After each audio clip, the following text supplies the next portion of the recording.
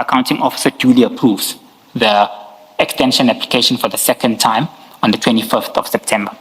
The last time the extension application is brought on board, Chair, is on the 27th of November. I want to now move back to my sworn statement on page 17, and I deal with the last aspect of this extension application. On page 17, 27th of November, Mr. Vusi Mabona, also a delegated official from TMPD, supported by the Deputy Chief Rivos Bis, comes to BAC. They ask for another extension as a result of this tender still not being finalized due to the various processes that are still being undertaken. GM8 has been attached, and it's the last item on this process that I would love to refer the Commission to the second bundle, which has been adequately captured on page number 54. On page 54 of the second bundle, we've got GM8. On GM8, similar process is undertaken. The department motivates, they tell BAC that they are aware that it will attract Regulation 32. However, they cannot ensure that the city's assets are unguarded. They are aware that this will attract irregular expenditure as with the previous approvals. The approval is then granted accordingly as Section 32, as a Section 32, as stated in Resolution number 4 of GM number 8, captured on page number 56. Equally, Chair, BAC is clear that this extension or this appointment, this is not an extension, it's an outright deviation appointment. Just to get the wording correct, for the last instances, it will attract irregular expenditure. We are referring it to the relevant authorities for further investigation. Prudently as well, we need to disclose this in the city's annual financial statements. That, Chair, now deals with paragraph number 67.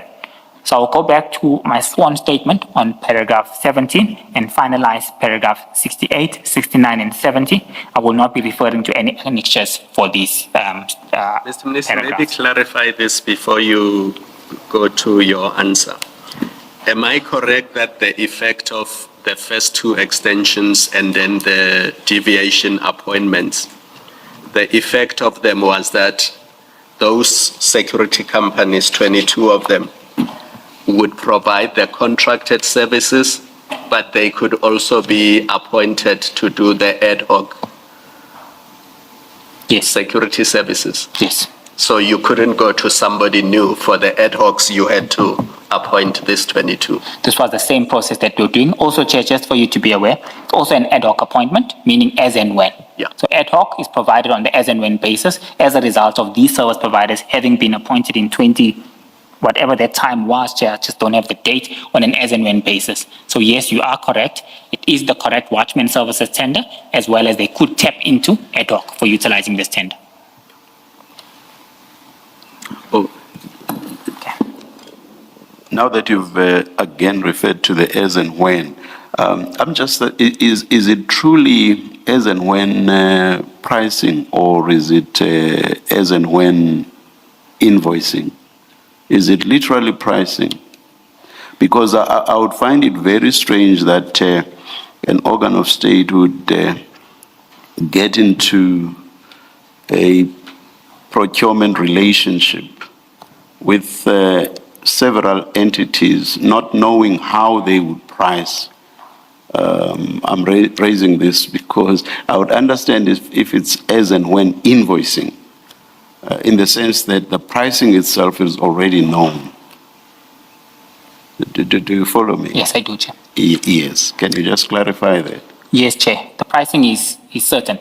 So we appoint on rates, meaning the pricing is certain. We know exactly. Then perhaps you need to change your language and not refer to as and when pricing. Okay. That's why I was confused earlier, and I even asked you the question, what exactly is this as and when pricing? So, Chair, the basis of that was the result that risk assessment changes. A point could be a hot potato today, but tomorrow could be a low risk area, meaning reassignments are probable and can be done. Hence, you allow the as and when. But the pricing I understand that. It's only if you've been engaged, and once you have been engaged, then you invoice. Yes. So the as and when, but as and when invoicing, not pricing. The pricing is known. Do you get me? I get you, Chair. The pricing is known. Yes. Thank you.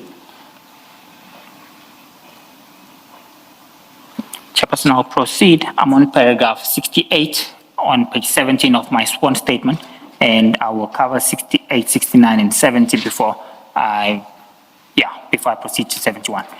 I further confirm, Chair, that I did not, whether directly or indirectly, champion, initiate, or influence the process of extensions of TMPD 01, 2002, 2016-17. At no stage did I take any steps to promote or advance the said extension, nor did I exercise the improper influence in relation to that process. My involvement in the matter was me acting as chairperson of the Bid Adjudication Committee. This only happened after the relevant report had been formally presented before the Bid Adjudication Committee for consideration. My role was therefore confined to that of presiding over the BAC process and discharging the responsibilities attached to that office. I was not the person responsible for initiating, leading, or motivating any extension application.